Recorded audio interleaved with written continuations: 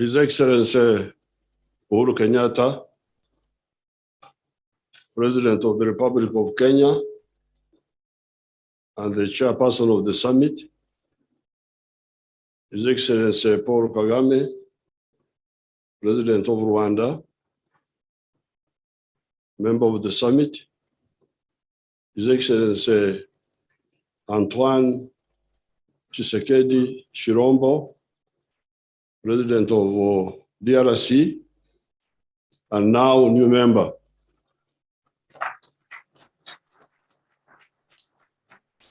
Nakaribishwa Mheshimiwa. Our chairperson spoke. I don't know why you want so many people to speak.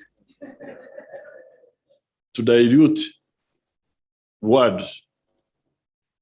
But I just want to remind Africans,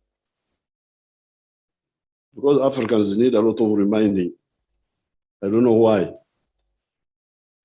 That when we talk of integration, we are talking of three things. Number one, prosperity. It's not about leaders and ministers and council, because you spend a lot of time on those. Council, ministers, what, Secretary General. This is about families.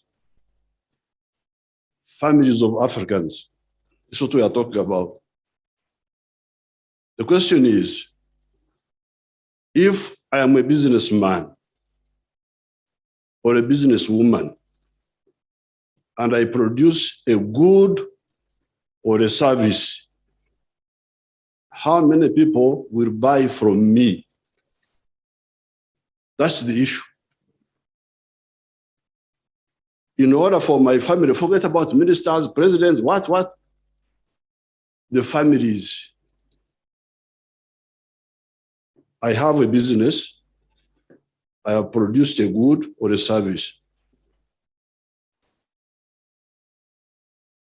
The good thing in Africa is that people are asleep. When you are asleep, it is also good because you don't know what you are missing. Now, Ugandans were asleep for a long time. And that's why they were busy with the tribes, with religion, divided. When our group came and woke them up, they have started producing a little bit. They are still asleep, but they are waking up a bit. So when they start producing, like me, I am a cattle keeper. I produce beef, I produce milk, I produce bananas. Uganda already has a surplus of all those. We're producing 2.8 billion liters of milk. Uganda is consuming only 800 million. Surplus of 2 billion. Where do you sell it? If you don't sell it, prosperity will not grow. The same with maize. The same with industrial products. So this is the first thing. If you want prosperity in Africa, the way forward is integration. Why? Market. Internal within Uganda, regional within East Africa, then Africa. But then you can also negotiate better with the bigger markets outside. Because if you have got a big market of your own, you can go to the Americans and you say, if you don't give me this, I will also not give you this.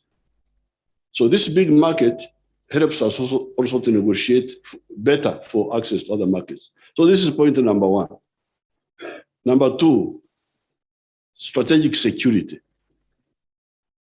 How can we be secure? Because you see the terrorism. In Somalia, there is a problem, it affects Kenya. There is a problem in Congo, it affects Uganda. There is a problem in Uganda, it affects Congo. And yet we don't work together to solve these problems.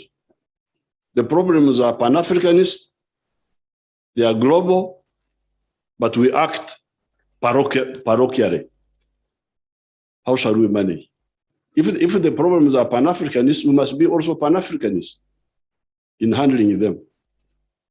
This is the second word in integration, strategic security. Finally, fortunately, as His Excellency Uhuru said, for us, actually, things are very easy. There's a third word, brotherhood, undugu. These people we are trying to unite, are they really very difficult to unite? But they are similar people. Mulembe, Makwa. I'm speaking with that man there. Izeluya from Western Kenya. You can go into DRC. I can go to Bunya and address a public meeting in my local language, and they will hear what I'm saying. Bunya in Congo. President Kagame can go to Ruchuru and speak in Kinyarwanda, and people will understand him. Ruchuru is a part of Congo. My daughter here, the minister, can go and speak Luo in Mahagi. Mahagi Port, they will understand what she's saying. You must have heard people during the olden days, they used to say that Idi Amin was a Congolese, was a Sudanese. It is partly true. Because Idi Amin's tribe, the Kakwa, go deep into Congo, the Kakwa. So first of all, there are these, here in Kenya, the Bateso, they are here. The Luyas, Mzee Moi's tribe, the Kalenjin, they are in Uganda. The Turkanas, apart from stealing my cows, but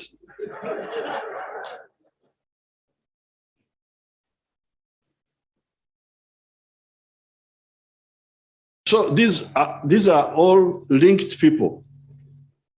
But above all, we have, as His Excellency Kenyatta was saying, we have what Europe does not have, a common language, Swahili.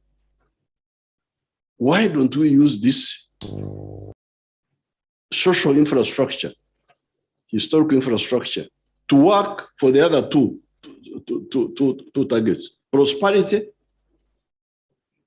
and strategic security? And then you happen to be lucky to also have the social historical infrastructure of culture, and above all, a common language.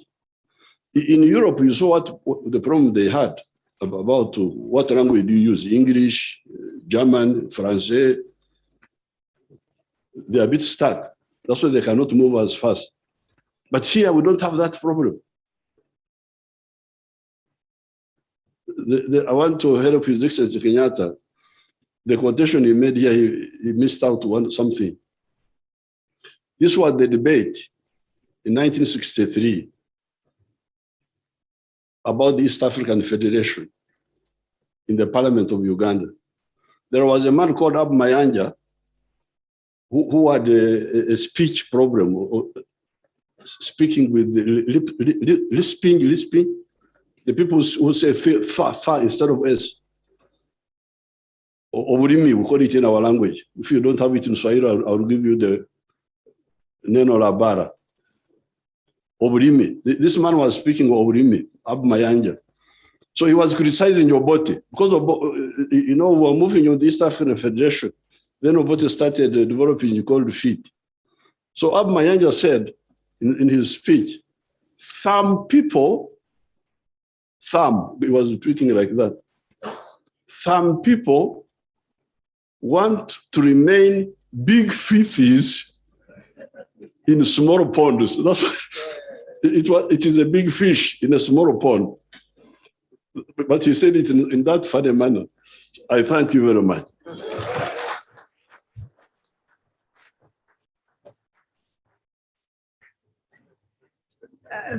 Thank you very much, President Museveni, and we really want to thank you.